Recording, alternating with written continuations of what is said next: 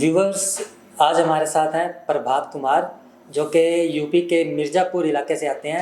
इन्होंने आईआईटी कानपुर में एडमिशन लिया कंप्यूटर साइंस सीएस में।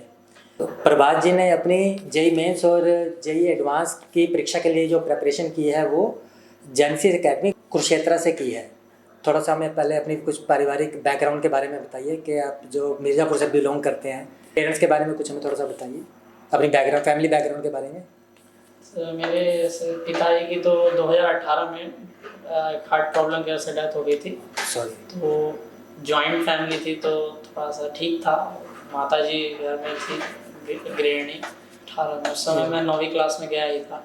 अच्छा। तो मतलब जब मैं 6ठी में था तो उन्होंने मतलब ऐसा बाहर डालने का सोचा, तो एक गुरुकुल में डाला था बाबा रामदेव के। 6ठी से 8वीं मैंने वहाँ पढ़ाई की। उसके बाद फिर मैंने गुरुकुल कुरुक्षेत्र का एग्ज़ाम क्लियर करके 9वीं में वहाँ एडमिशन लिया। ठीक है। फिर 9वीं 10वीं मैंने सिंपल साइड किया। फिर 11वीं में मतलब इंजीनियरिंग की तरफ थोड़ा झुकाव था, तो मतलब मेरे भैया भी आईआईटी बीएचयू पास आउट थे, तो थोड़ा इंस्पायर भी हुआ था उनसे, थोड़ा झुकाव भी था। सीएसई देखी थी कि अच्छी होती क्या है बात है, जॉब्स। मतलब कि एक ही परिवार से दो आईआईटीएन हैं। आपके भैया भी आईआईटीएन और आप भी आईआईटीएन। वो आईआईटी बीएचयू से और आप आईआईटी कानपुर से। अभी आईआईटी कानपुर। तो आप बता रहे हैं कि आपने गुरुकुल में एडमिशन लिया। तो गुरुकुल, जैसा हम लोग जानते हैं कि गुरुकुल में तो काफ़ी अच्छा डिसिप्लिन वे से बच्चों को रखा जाता है। तो आपकी कैसे वहाँ पे दिनचर्या रहती थी गुरुकुल में? जगह तो 5:30 पौने 6 बजे तक तो हमें, जो 11वीं में था, तो जेई टाइम का खास बताना चाहूँगा, उस समय उठा देते थे।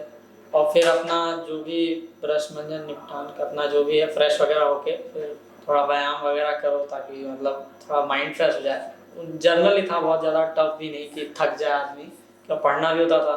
फिर वही सुबह 6:30 7 बजे तक अपना प्रातः राश लेके और फिर हम लोग पढ़ने लग जाते थे। 9 बजे से क्लासेस होती थी, सुबह भी थोड़ा टाइम निकाल सकते थे आप, 1 घंटा पढ़ने का, ऐसा था। फिर टीचर्स क्लासेस वगैरह चलती थी, फिर दोपहर में जैसे था, उसके बाद शाम में भी पढ़ना ही होता था। फिर अपना थोड़ा बहुत खेलना। 9वीं 10वीं क्लास तक तो आप बता रहे हैं कि आपका एडमिशन जैसे गुरुकुल में ही रहा, तो 11th में फिर आप जेनेसिस क्लासेस? हाँ, मैंने 11th में जेनेसिस ज्वाइन किया, कोई दिक्कत नहीं है। हाँ, वो तो है ही, देख वो तो हमें दिखाई दे ही रहा है कि अगर आपका जेई एडवांस क्लियर हो गया, जेई मेंस क्लियर हो गया और आईआईटी कानपुर में खास तौर से कंप्यूटर साइंस के अंदर आपको अगर एडमिशन मिल गया है, तो प्रॉब्लम तो नज़र आ ही रहा है हमें कि कुछ नहीं थी तभी ऐसा हो गया। तो टीचर्स का आपके साथ कैसा वहाँ पे रहता था कोऑपरेशन? टीचर्स से एक तो बॉन्डिंग, मतलब काफ़ी दिन रहने से साथ में, कि हम वहीं रहते थे, टीचर्स भी वहीं रहते थे, अपना शाम में जैसे ही जाते थे उन्हीं के साथ पढ़ना होता था दिन भर, तो बॉन्डिंग भी अच्छी थी। तो डाउट्स वगैरह हमें होते थे, हम तो पूछते ही थे। अगर रात में होते थे, अब देर रात तो सबको अवेलेबल नहीं हो सकता, तो वो लिख लेते थे, अगले दिन पूछ लेते थे, उसमें कोई दिक्कत नहीं है। बल्कि जब अच्छा था माहौल, तो मतलब टीचर्स खुद भी पूछते थे या ढूंढते थे कि कोई कमी हो तो हम ही सुधार दें अपनी तरफ से। हाँ, जैसे मैथ विपिन सर से पढ़ी थी, तो वो भी शाम 7-7 बजे तक भी डाउट्स ले लेते थे, ऐसा नहीं था, मतलब समझा भी देते थे। कई 1-2 बार लगता था कि जैसे केवीआई टाइम पे मुझे हुआ था कि शायद हो नहीं पाएगा, क्योंकि मेरा सिलेबस वगैरह भी उतना नहीं था उस समय, पर ये था, कहा कि कोई बात नहीं, उतना खुले मन से, तो जो होगा होगा। तो आपका जेई मेंस और जो जेई एडवांस का एग्ज़ाम है, तो वो फर्स्ट टाइम में ही क्लियर हो गया था या कोई बीच में कोई ड्रॉप वगैरह मिला? फर्स्ट टाइम में ही क्लियर हो गया था। पहली बार में आपने दोनों एग्ज़ाम क्लियर कर दिए थे, जेई मेंस भी और जेई एडवांस भी? बड़ा पढ़ते होंगे यार। क्या पैटर्न फॉलो करते थे आप पढ़ाई के लिए अपनी? मतलब कितने घंटे पढ़ते थे, कैसे पढ़ते थे, क्या चार्ट बना रखा था? थोड़ा आप बताओगे तो हमारे जो दूसरे स्टूडेंट्स हैं उनको भी पता चलेगा कि भाई ऐसे पढ़ना चाहिए। पहली बारी में ही जेई मेंस और एडवांस अगर क्लियर करना है तो पढ़ने का ये तरीका होता है।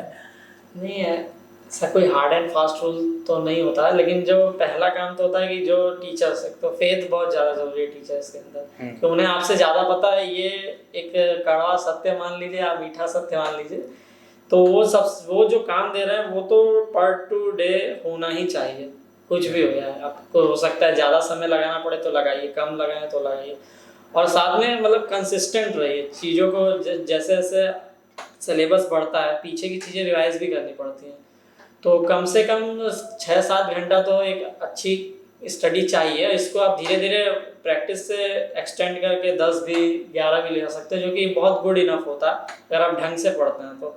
तो उतना मैंने रखने की कोशिश की थी अपने अच्छा। टाइम में। तो मतलब कि आपने 6 घंटे से शुरू करके और उसको बढ़ाते बढ़ाते लगभग 11 घंटे तक ले गए। और देखो मैराथन होती है, अब एक बार में तो जीत नहीं सकते हो, हाँ, धीरे बिल्कुल धीरे मैराथन होता है कि शुरू में स्लो चलना पड़ता है और बाद में फिर दौड़ लगा देनी पड़ती है, और यही तरीका है अपना गोल अचीव किया।